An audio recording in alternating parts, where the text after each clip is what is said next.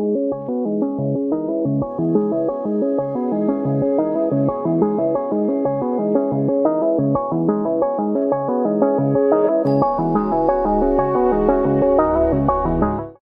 the stillness before dawn, something ancient stirs. A whisper moves through the smoke of the sacred fire, and the elders begin to see what was never meant to be ignored. The shadows appeared first at the edge of the tree line. Small figures, children not yet born, reaching forward with tiny luminous hands. The elders felt it in their bones. These were not ghosts of the past. These were the children of tomorrow, 7 generations forward, standing in the present, crying out. Time, they said without words, is near. Elder woman had spent years in her garden in her chair, watching others carry the weight. She told herself she had earned her rest, but the shadows would not let her look away. Elder man had his reasons too. Old wounds, old regrets, things left undone and unsaid. He thought silence was wisdom, but silence at this hour was only delay. Across the community, young adults were already in motion. They were building, teaching, healing, carrying traditions they had pieced together on their own, searching for the elders who held the missing pieces. Young woman stood before classrooms, before fires, before whoever would listen. She was 25, carrying the knowledge of elders she had barely known. She needed the living ones to stand up. The children, the living ones, gathered at the elders' door, not with anger, with need, with the kind of hunger that only the wisdom of years can feed. They knocked and waited. Elder woman heard the knock. She rose slowly from her chair. For the first time in years, something cracked open inside her chest, not pain, but purpose, long dormant, suddenly awake. Elder man walked to the river alone that evening. He counted his years behind him more than ahead.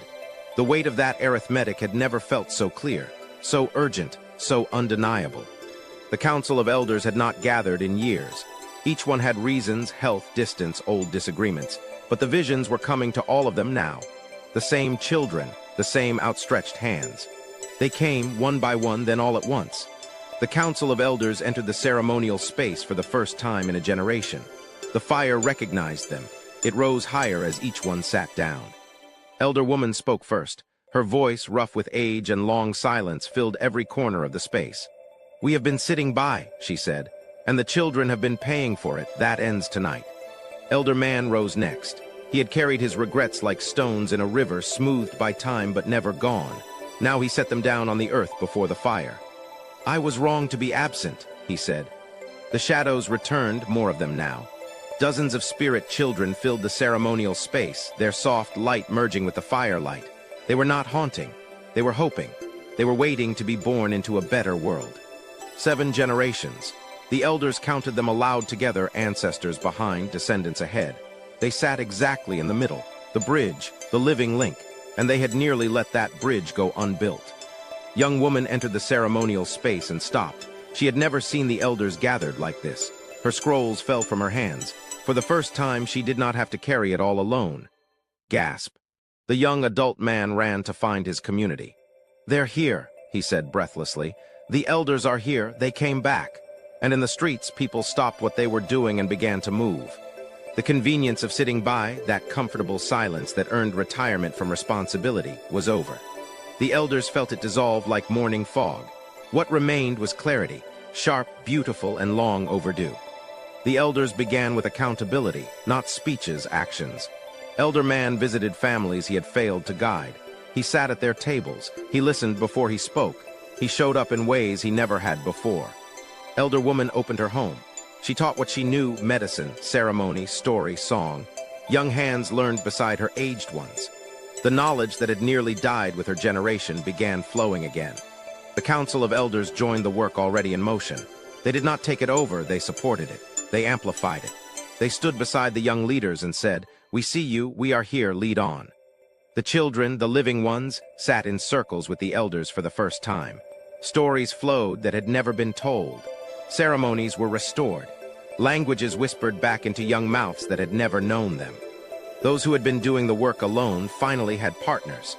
The elders brought what only time can give: the deep knowing, the hard-won patience, the sacred names of things that had been forgotten. The shadow children began to change. Their outstretched hands were no longer urgent, they were open, welcoming, as if a future that had been uncertain was slowly, finally becoming possible. Word spread through the Afro-Native Black Indian communities. Elders who had been silent for decades were rising. Some came willingly, some had to be called, but they came, because the children needed them too. The work was not finished. It would never be finished. That was the nature of 7 generations. But for the first time in a long time, it was truly shared. Every hand in motion, every voice in the circle. The shadows of future children faded at last, not because the need was gone, but because the promise had been made. The elders had risen, and 7 generations, stretching forward into the light, finally had a chance. Sigh. Thanks for watching. Hit that like button so we'll know you've enjoyed.